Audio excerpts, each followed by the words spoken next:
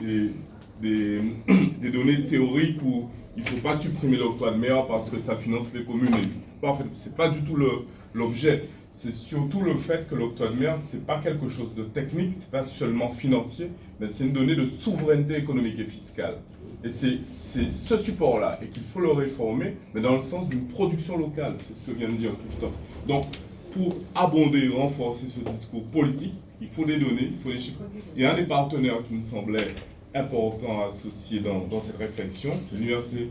Je l'excuse déjà parce que... Ça, c'est la première étape.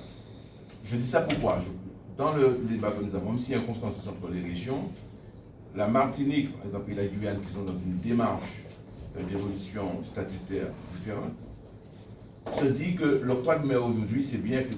Mais à la limite, même si on enlève, nous, on travaille plutôt sur ce que sera la taxe qu'on aura si on a la compétence en matière de fiscalité.